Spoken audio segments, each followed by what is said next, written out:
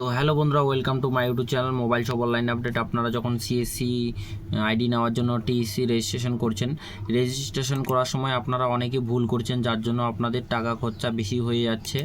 তো সবার প্রথম আপনারা কি করবেন, সবার প্রথম যে আপনারা যদি অলরেডি একবার ট্রাই করেছেন, করার পর যদি আপনারা এখানে মোবাইল নাম্বার দেন, ঠিক আছে, মোবাইল নাম্বারটা যদি দিয়ে দেন তো অটোমেটিকলি এই পেজটা কিন্তু পেমেন্ট পেজে চলে আসবে। পেমেন্ট পেজে আসলে কিছু করার থাকবে না। সবার প্রথম আপনারা এখানে ফটো নিচ থেকে ফর্মটা ফিল করবেন, যারা অলরেডি একবার চেক করেছেন।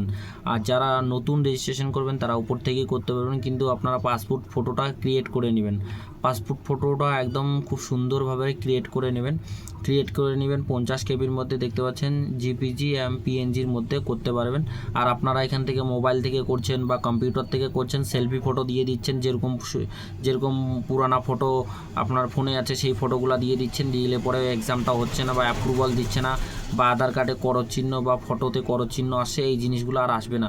আপনারা একদম পাসপোর্ট যে রানিং ফটো, একদম রানিং ফটো, সেটা আপনার অনেক আগে ছিল দাড়ি, এখন দাড়ি নেই, সেই ফটোটা দিচ্ছেন। অনেক আগে আপনি একটা টুপি পরেছিলেন, সেই টুপির ফটোটা এডিট করে দিচ্ছেন। এরকম করে ফটোগুলো আপনারা দিবেন না, একদম পাসপোর্ট সাইজ রানিং ফটো করে আপনারা দেবেন। তো এটাই আমার ছোট্ট ভিডিও। যারা এখনও পর্যন্ত আমাদের ইউটিউব চ্যানেল সাবস্ক্রাইব করেন, প্লিজ সাবস্ক্রাইব করবেন, লাইক করবেন, শেয়ার করবেন।